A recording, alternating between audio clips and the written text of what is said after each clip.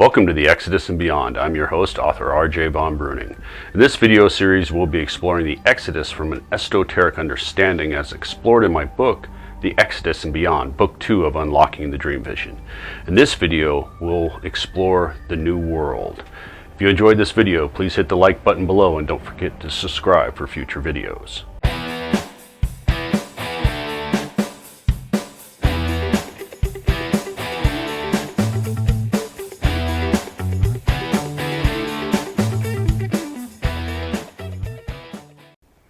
This series presents information based in part upon theory and conjecture of the system of esoteric symbolism. The purpose is to suggest some possible interpretation, but not necessarily the only one, to the many mysteries we will explore. After establishing themselves in China and Japan, the remaining tribes of the children of Israel under the leadership of the twin brothers continued on their journey. There is ample archaeological evidence that they moved through the Bering Strait land bridge into Alaska and down through western Canada into the Americas. There is also more recent archaeological evidence that some of these ancient people may have arrived by boat on the Pacific coast of the Americas. This adds weight to the idea that the tribes may have broken into two separate groups, with one going north and the other one going south through Australia and then across the many islands of the southern Pacific, where the second group eventually made landfall somewhere in the northwestern coast of the Americas. After arriving in the Americas, the two groups subsequently rejoined back together into one large group. All available archaeological evidence indicates that these people then settled on the eastern coast of central Mexico. Unlike any place they had traveled before, there is no archaeological evidence or historical evidence that there was any pre-existing Bronze Age civilization located anywhere within the New World of the Americas. These Indo-European speaking children of Israel appear to have been the founders of the mother culture and civilization of all Native American tribes, the mysterious Olmecs. Many may find it surprising that one of the greatest mysteries surrounding the Olmec people are the mysterious artifacts that clearly show all the different races of humanity from all around the world. The most famous of these artifacts are the colossal stone heads that clearly show male individuals with heavy African facial features. These massive stone heads have been found in the Olmec heartland that lays on the eastern coast of Mexico within the modern-day states of Veracruz and Tabasco. The giant stonehead sculptures are among the most mysterious and highly debated artifacts from the ancient world. Currently, there have been 17 heads discovered, 10 of which are from San Lorenzo and 4 from La Vente, two of the most important Olmec centers. All 17 of the confirmed Olmec heads were sculpted from the same gray basalt that comes from a volcano from the central mountains of Veracruz in eastern Mexico. Adding to the mystery is that these heads tend to be up to nearly 3 meters or 9.8 feet tall and 4.5 meters or 14.5 feet in circumference, with an average weight of about 8 tons. Each head was carved from a single boulder and then transported up to 150 kilometers or 93 miles through the high mountains and valleys of eastern Mexico. It is unknown how the Olmecs moved these stones over such unforgiving hilly terrain, since the Olmecs seem to have lacked beasts of burdens or the functional wheel. It was also highly unlikely that they used any water transportation for the monuments, given the coastal currents and the transportational limits within the few rivers that exist in the area. Although there is great mystery surrounding these Olmec heads, there have been 2 severely damaged Olmec sculptures found that depict large rectangular stone blocks bound with ropes, with a largely destroyed human figure sitting upon each block with their legs hanging over the side. Archaeologists have suggested that these figures may be Olmec rulers overseeing the stone's transport that would then be fashioned into their monuments. This idea is highly unlikely, given the fact that rulers of all societies, both ancient and modern, do not take part in the actual physical labor of construction project, much less sit upon the raw material as the laborers move it. Based on everything we know about human societies, it's much more likely these individuals seen sitting upon the stones are the taskmasters or overseers in charge of the laborers that simply pulled the stones across the land with large numbers of people. Adding to the mystery is that we know the Olmecs possess the necessary knowledge and organizational skills to commit a large number of people and resources to build large-scale networks and earthworks. Based on the extensive earthworks that the Olmecs built, it has been proposed that they could have very easily constructed temporary causeways using the very suitable, plentiful soils of the floodplains to move the massive heads. This would have allowed for a direct route across the floodplains to the San Lorenzo Plateau where most of the heads have been found. However, this theory runs into problems, with the most important factor being that this idea does not appear to account for the other Olmec sites, primarily due to the high mountains and steep valleys that litter the landscape. Unfortunately, the exact method that the Olmecs used to move these great stone heads and other massive monuments remains a complete mystery. Although the great stone heads are well known, they're just one example of the many mysteries that surround the Olmecs. Another mystery that is found within the same archaeological strata with the African-looking Olmec heads are artifacts and stone carvings that depict bearded Caucasian figures and individuals that clearly have Asian features. Remarkably, within this stratum, we also find artifacts that depict every single racial group of all the people on the planet. Modern archaeologists and scholars have been unable to elaborate upon the fact that all the races of humanity around the world are so clearly depicted upon the ancient Olmec artifacts. Nevertheless, with our new esoteric knowledge relating to the second phase of the great exodus of the Indo-European speaking people, who we now know are remembered as the children of Israel, under the leadership of the divine twin brothers, this entire mystery can be easily illuminated upon. Because for the first time in modern history, we can understand that these Indo-European speaking children of Israel were a uniquely diverse group of people, composed of people from entirely different races, cultures, traditions, languages, and technologies from all over the world. This knowledge allows us to understand that the Olmec artifacts reflect this diverse group under the leadership of the twin brothers. Additionally, these artifacts also appear to represent a critical change in society and how the gods viewed their human slaves.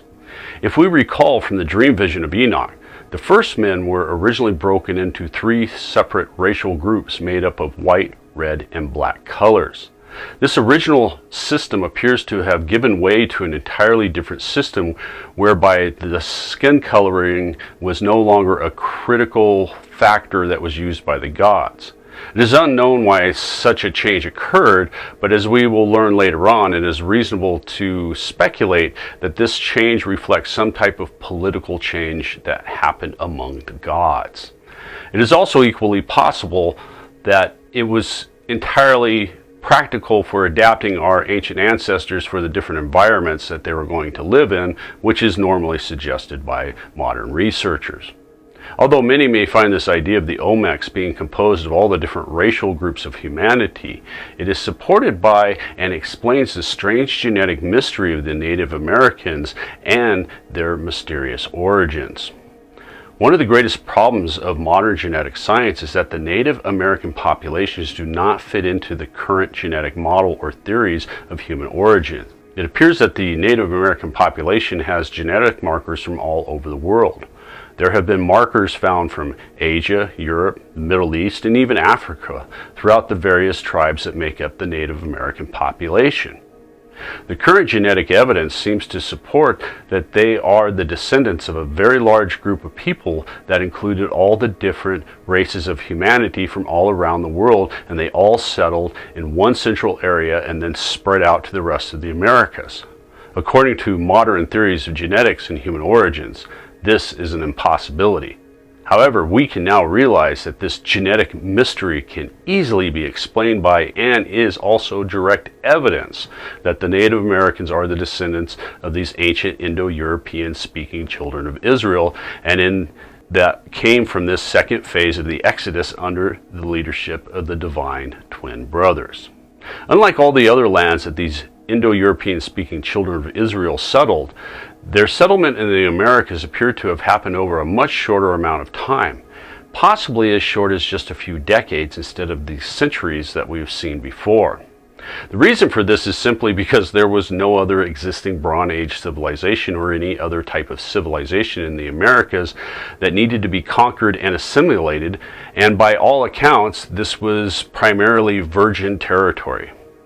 As with China and Japan, once the tribe that had inherited the Americas had established themselves and the other tribes had left, continued on their journey.